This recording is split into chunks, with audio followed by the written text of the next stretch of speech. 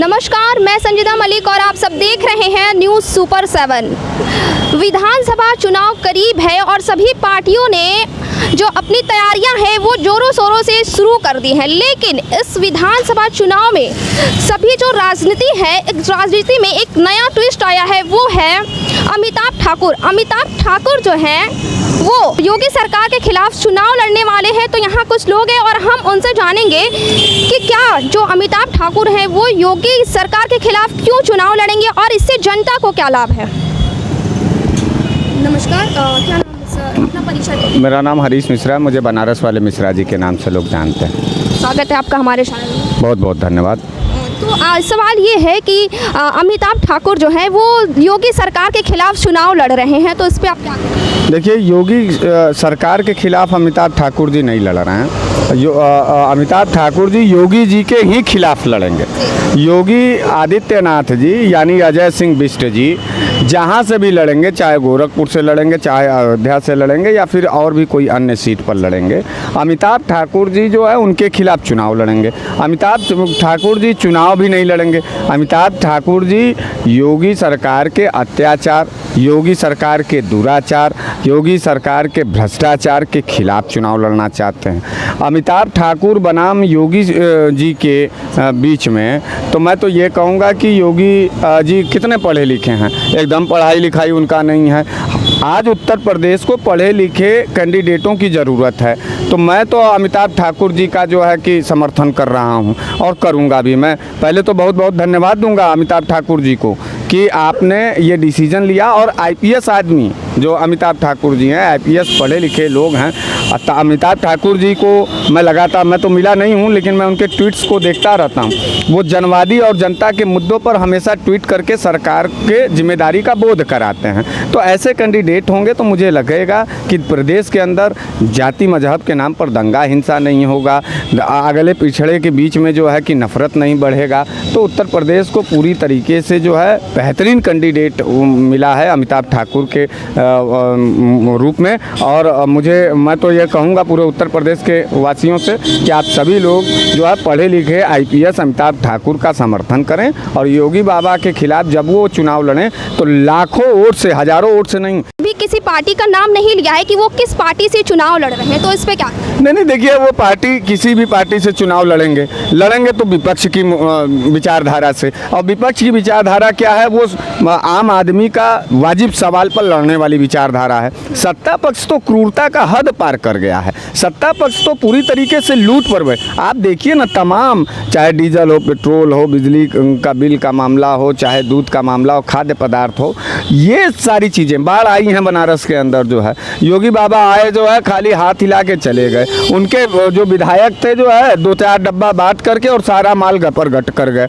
आप कोरोना काल में देखिए, जो है भूख देखिए, प्रचार का हर झोले पर फोटो छपवा देना। यह बात दर्शाता है कि योगी बाबा पूरी तरीके से समझ चुके हैं कि उनका जो सरकार, उनकी जो काली नीयत है वो अब जाने वाली है। और ऐसे दौर में आईपीएस अमिताभ ठाकुर उनके खिलाफ लड़ेंगे, बड़ा आनंद आया। मुझे ये लगा कि लोकतंत्र अभी जीवित है और निश्चित रूप से इस लोकतंत्र में अमिताभ ठाकुर जैसे कैंडिडेट चाहे किसी भी दल से लड़ेंगे, हर प्रदेशवासियों को अपना साथ और सहयोग जरूर देना चाहिए। यहाँ कुछ लोग और भी हैं, हम बात करेंगे। क्या नाम है आपका? जी, मेरा नाम कुंवर यादव है। ये बताइए कि जैसा कि बीजेपी के प्रवक्ता लोग कह रहे हैं कि अमिताभ ठाकुर जो हैं वो सिर्फ मीडिया की सुर्खियों में बने रहने के लिए ऐसा कह रहे हैं। किन मीडिया की बात कर रहे हैं? उन गोदी मीडियाओं की, गोदी बीजेपी के किन मीडियाओं की बात कर रहे हैं? गोदी मीडिया में जो व्यक्ति धरातल पे है, जो व्यक्ति पढ़ा लिखा है, अमिताभ ठाकुर ऐसे कैंडिडेट का आज पूरे देश में जरूरत है। मैं कहता हूं कि योगी मोदी की जो जितना भी मंत्रालय है, आप उठा के देखिए, क्या कोई भी व्यक्ति उस मंत्रालय के योग्य है? कक्षा 8 पास, कक्षा 10 पास, कक्षा 12 पास करके लोग मंत्रालय संभाल रहे हैं। वो व्यक्ति क्या मंत्रालय संभालेगा? प्याज का दाम बढ़ता है तो कहा जाता है कि प्याज हम नहीं खाते। रोजगार की बात होती है तो कहते हैं कि रोजगार नहीं है। शिक्षा की बात होगी 2 साल से स्कूल कॉलेज सब बंद है। देखिए, स्कूल कॉलेज की अगर बात की जाए तो स्कूल कॉलेज जो है वो कोरोना महामारी की वजह से बंद है, जो कि ये पूरे देश में है। वो ठीक है, बंद है, लेकिन जब लाखों लाख की रैली करनी हो रही है भाजपाइयों को, भारतीय जनता पार्टी को, सिर्फ भाजपा की रैली नहीं हो रही, वो सभी पार्टियों। क्या एक क्लास में, एक बात बताइए कि एक क्लास में 40 बच्चे ही न पढ़ते हैं, 40 ही बच्चे न पढ़ते हैं, और जो लाखों रैलियां में लोग जा रहे हैं वो कहाँ से आ रहे हैं? उनको कोरोना नहीं हो रहा है। स्कूल कॉलेज बंद है, उस पर कोरोना हो जा रहा है। ये लोग चाहते हैं कि स्कूल कॉलेज बंद रहे, क्योंकि न पढ़ेगा इंडिया न पूछेगा इंडिया। मोदी जी का तो ये था कि सबका साथ सबका विकास, बेटी पढ़ाओ बेटी बचाओ, ऐसे कई बेटियों की बात कर रही हैं। अभी अभी चुनाव आपके शहर में बीता है, जिला पंचायत का चुनाव।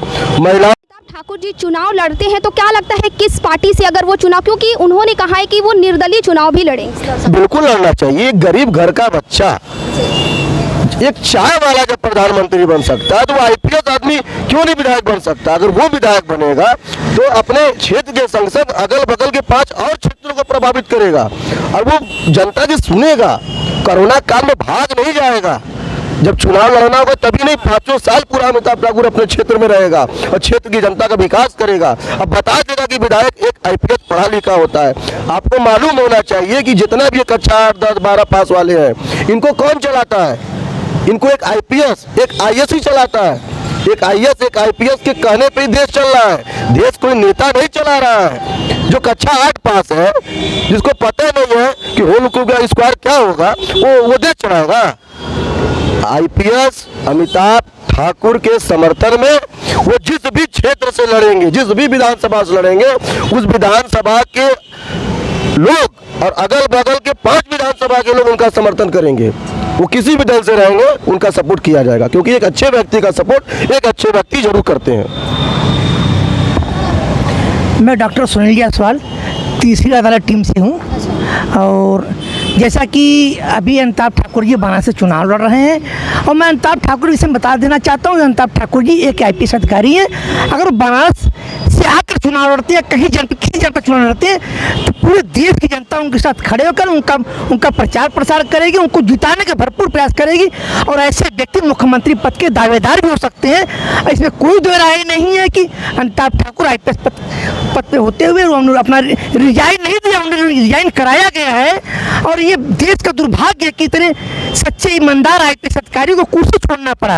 ये अपने आप में देश के बहुत शर्म का विषय है। जैसे कि भी हम कल की बात करते हैं, बनारस में अगर उत्तर प्रदेश सरकार में योगी राज की बात करते हैं, योगी राज की बात करते हैं, तो आप कल की डेट में देख लीजिए कि इनकम टैक्स दफ्तर के सामने आपके कर्मी सेना के तिरंगा यात्रा कर रहे थे, उनको बिना लाठीचार्ज क्यों की गई? क्या तिरंगा यात्रा करने के लिए किसी सरकार के, किसी व्यक्ति, किसी मुख्यमंत्री की परमिशन की आवश्यकता? कोई परमिशन की आवश्यकता नहीं पड़ती। हमारी तिरंगा यात्रा है, हम उसे स्वतंत्र रूप से निकाल सकते, लेकिन जिला प्रशासन करती परमिशन ले। क्यों परमिशन ले? क्या भारत गुलाम देश है? भारत गुलाम देश अगर नहीं है तो परमिशन कोई आवश्यकता नहीं है। लेकिन जिस प्रकार से वाराणसी पुलिस प्रशासन द्वारा कर्मी सेना को लाठीचार्ज कराया गया, इसका मैं घोर निंदा करता हूँ। प्रशासन से उम्मीद करता हूँ कि जिस प्रकार से इन्होंने कार्य किया है, इसीलिए इसको सामूहिक तौर पर माफी मांगनी चाहिए। ये तिरंगा यात्रा भारत माता के संविधान हमें तिरंगा अपमान हुआ है। ये बताइए कि जैसा कि अमिताभ ठाकुर जो हैं वो 2015 में बहुत चर्चे में बने हुए थे, वो इसलिए क्योंकि जो मुलायम सिंह है उन्होंने फ़ोन करके धमकाया था, तो इस वजह से लोग कहते हैं कि ये सिर्फ और सिर्फ सुर्खियों में बने रहने के लिए करते हैं। देखिए, ऐसा कुछ भी नहीं है। अमिताभ ठाकुर जी ने अगर राजनीति में आने के लिए ये कदम आगे बढ़ाई है तो पूर्ण रूप से समझिए कि उन राजनीति में आकर के चुनाव लड़ेंगे और देश की जनता उन्हें उस मुकाम तक पहुंचाने का प्रयास करेगी जहां तक उनकी भी सोच नहीं है। जहाँ तक उनकी सोच नहीं, जनता वहाँ तक उनको पहुँचाएगी। यहाँ जो जनता उनको विधायक नहीं बनाएगी, उनको मुख्यमंत्री कुर्सी तक पहुँचाएगी। सिर्फ एक कदम आगे बढ़ा के चुनाव लड़ने खाली प्रयास करें। पूरी देश की जनता उनके साथ है, मैं ये विश्वास दिलाता हूँ। और अपनी वाराणसी जनपद में जो हमारी तीसरी अदालत टीम काम कर रही, जितनी भी हमारे तीसरी टीम के सदस्य अमिताभ ठाकुर का खुलकर सपोर्ट करेंगे, सहयोग करेंगे, आर्थिक रूप से सारे हर तरह से हमारी टीम उनके साथ खड़ी रहेगी अमिताभ ठाकुर के साथ। चाहेंगे उत्तर प्रदेश को आज दिल्ली से सबक लेना चाहिए। उत्तर प्रदेश जो है, आप देखिए अरविंद केजरीवाल एक आईपीएस अधिकारी थे, वो रिज़ाइन करते हैं, वो राजनीति के अंदर आते हैं, चीफ मिनिस्टर बनते हैं। मोहल्ला क्लिनिक जैसा एक बड़ा योजना उन्होंने साकार किया दिल्ली के अंदर। उन्होंने जो हमारा प्राथमिक विद्यालय था उसको जो है एकदम इतना डिजिटल कर दिया, इतना खूबसूरत बना दिया कि अब वहाँ के कॉन्वेंट स्कूल बंद होने लगे हैं। तो विज़न होना चाहिए किसी कैंडिडेट के लिए। योगी बाबा के पास खाली विज़न है हिंदू और मुसलमान करने का, योगी बाबा के पास विज़न है दंगा कराने का, योगी बाबा के पास विज़न ये है कि ईद में मुसलमान नमाज कैसे न पढ़ पावे, इसका विज़न है उनके पास। उनको योगी बाबा के पास ताजिया न उठ पावे मुहर्रम पर मुसलमानों का, इसका ध्रुवीकरण करना है। यो मोदी जी के पास, भारतीय जनता पार्टी के पास विज़न क्या है कि लाल किला, डर के मारे लाल किला पहली दफ़ा स्वतंत्रता दिवस में बड़े बड़े टैंकर लगा करके जो है कि ढक दिया गया। पूरी तरीके से डरी हुई है सरकार भारतीय जनता पार्टी का, और अमिताभ ठाकुर शेर की दहाड़ की तरह जो है उसको हम लोगों की उसकी आवाज़ को लेना चाहिए। ये बताइए, अगर अमिताभ ठाकुर जी चुनाव लड़ते तो इससे जनता को क्या फ़ायदा हो? अरे जनता के लिए ना चुनाव लड़ते हैं सब लोग। अगर लड़ते हैं वो पूर्ण बहुमत से जीतते हैं तो अरे पूरा कि देखिए उत्तर प्रदेश बदल जाएगा मलिक साहब, इस बात को समझिए। हम लोग जिस हालात और जिस परिवेश में जी रहे हैं इसको बदलने के लिए हम लोग लड़ाइयाँ ले रहे हैं, नई लड़ाइयाँ लड़ रहे हैं। आप कह रही हैं कि क्या फ़ायदा होगा, हम कह रहे हैं कि कम से कम हिंदू मुसलमान का दंगा तो नहीं होगा। हमारे के यहाँ कोई जाहिल व्यक्ति आकर के ये भाषण तो नहीं दे जाएगा कि कपड़े से पहचान की जाती है। हमारे उत्तर प्रदेश में कोई जो है कभी कोई कोरोना काल में जिस तरीके से तबलीगी जमात के नाम पर नफरत फैलाने का काम किया गया, इस तरीके का जाहिल बना काम तो नहीं ना होगा राजनीति के सेक्टर में। अमिताभ ठाकुर के पास हमको नहीं लगता है कि अमिताभ ठाकुर इतने नीच और गिरे हुए हरकत की बयान दे सकते हैं। इससे निजात पाना है। बाकी तो रोजी रोटी आप कमाएंगे, हम कमाएंगे, खरीबे करेंगे। क्या आपके घर, क्या योगी बाबा आपके घर में रोटी बना के पहुंचा रहे हैं या हमारे घर में? अमिताभ ठाकुर भी वही काम करेंगे और उनसे बेहतर काम करेंगे। इन सबों को हटाइए। देखिए, सबसे पहले मैं आपके चैनल के माध्यम से ठाकुर साहब को बता देना चाहता हूँ कि ठाकुर साहब ये बहुत क्रूर लोग हैं। ये किसी भी तरह आपके पर्चे को ये खारिज कराने का काम करेंगे। तो ठाकुर साहब, आप अपने पर्चे को, अपने रिजल्ट को, अपने आधार को, अपने पेन को इतना अच्छे से अपने कागज़ से मजबूत हो जाइएगा कि चुनाव लड़ना आपको पड़े। ऐसा ना हो कि जितना भी जिला पंचायत चुनाव में, विधायकी चुनाव में आप लोगों ने देखा होगा किस तरीके से पर्चे निरस्त कराए गए। तो ठाकुर साहब, अपना पेपर आप मजबूत रखिए और लड़िए। एक बार तेज प्रताप यादव भी आए थे, खाली उसने कहा था कि दाल पानी की तरह मिल रहा है, उसको निकाल दिया गया, उसका पर्चा खारिज कर दिया गया, उसको लड़ने नहीं दिया गया। तो ठाकुर साहब, आप भी समझिएगा ये बहुत क्रूर लोग हैं, आपका ही पर्चा निरस्त कर सकते हैं। इसलिए एक बढ़िया अधिवक्ता देख के अपने पर्चे को मजबूत करने का काम करिएगा। तो अभी इस वक्त आप लोगों ने सुना, ज़्यादा इस वक्त हमारे साथ लोग मौजूद थे और लोगों ने कहा जो अमिताभ ठाकुर हैं उन्हें चुनाव लड़ना चाहिए, वो चाहे किसी पार्टी से लड़े या फिर निर्दलीय, लोग पूरा समर्थन कर रहे हैं। मैं संजिदा मलिक, कैमरामैन रेहान के साथ, न्यूज़ सुपर 7 वाराणसी।